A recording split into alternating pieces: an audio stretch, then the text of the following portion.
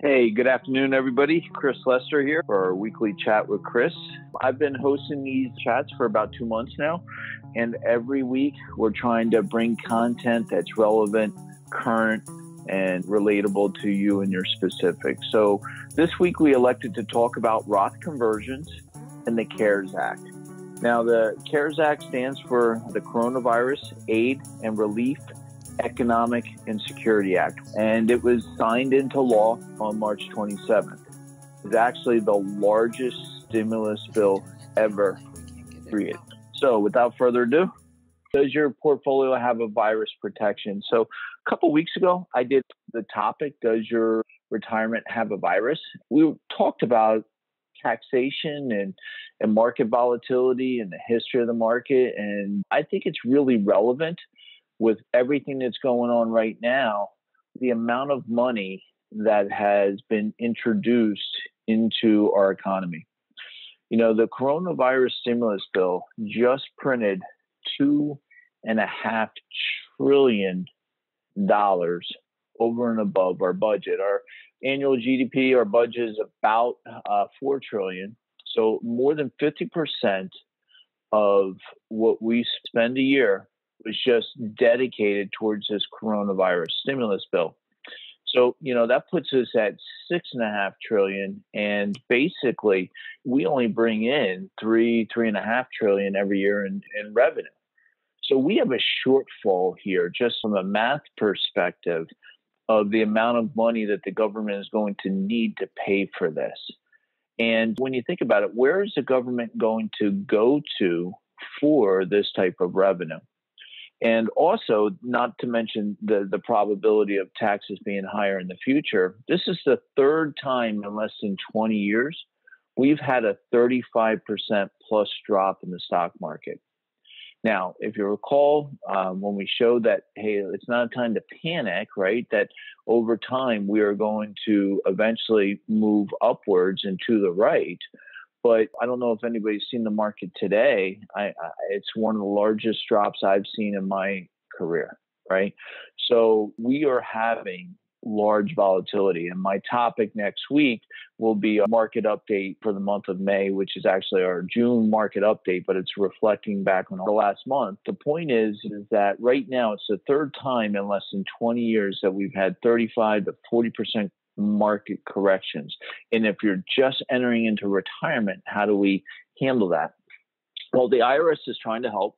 They've extended filing deadlines to July 15th. So right now we're in June. So if you have not filed your taxes, they've extended that to your return filing date, your IRA and Roth IRA contributions. If you have not made a contributions and you're eligible to, give serious thought to maybe doing that into the Roth component. HSA contributions, Archer medical accounts, and Coverdell savings. So the 2020 retirement changes, the CARE Act. So one of the things that they've done is RMDs are waived for 2020. So RMD stands for required minimum distributions. And then RMDs from your IRAs or your company plans, any of those things in the past have been postponed. And then RMDs for Plan IRA and Roth IRA beneficiaries also as well. But I have to start to ask the question, is that wise? When we start to look at tax history and the probability of taxes going up into the future, I just have to really think that maybe it's better to pay the tax now, to go ahead if you are in a position to take the RMDs. Why defer it into the future if it's looking highly likely that taxes will be higher in the future? So give that some thought.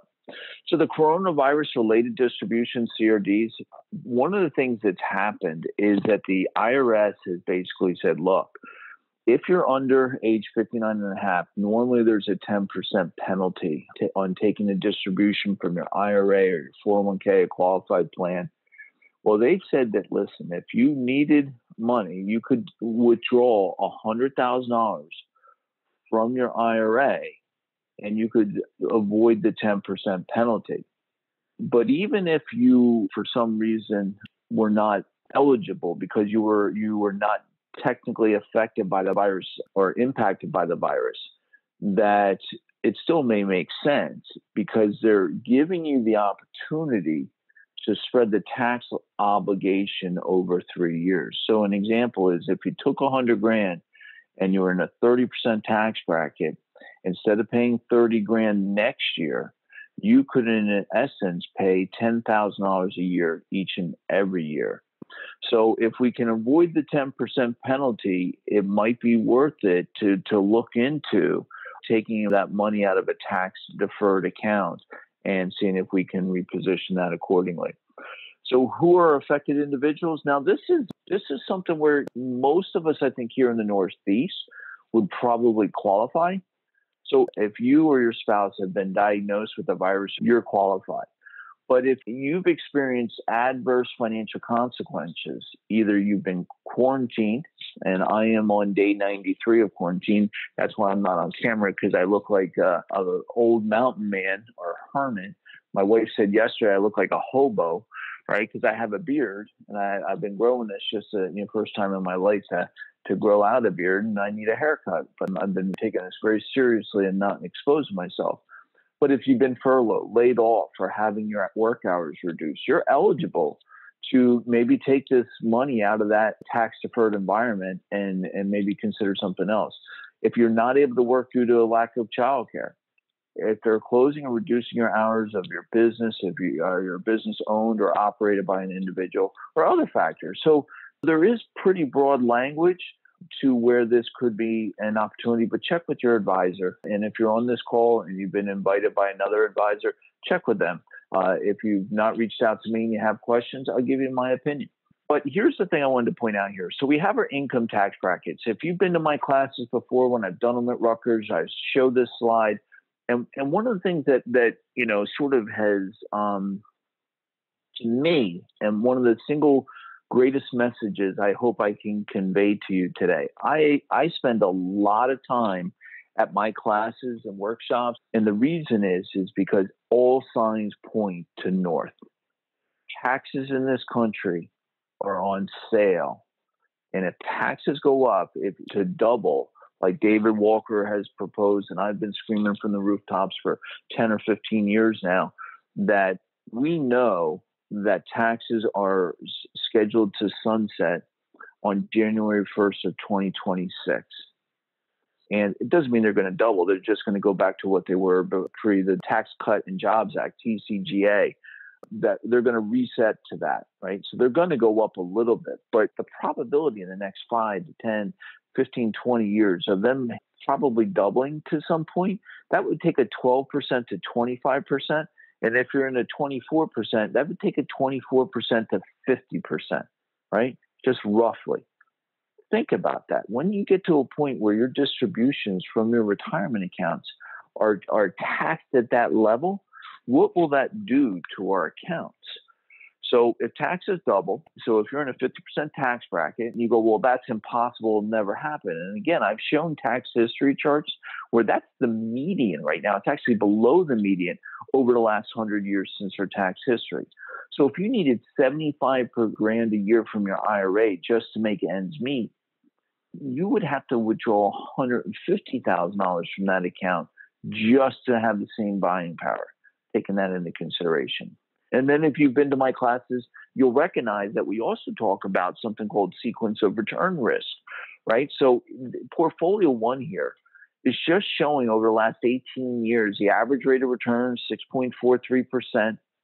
But if we have a market like that happened back in 2000, where we had 3 negative years, right? That $1 million portfolio pulling out 50 grand a year ends up only amounting to 329,000.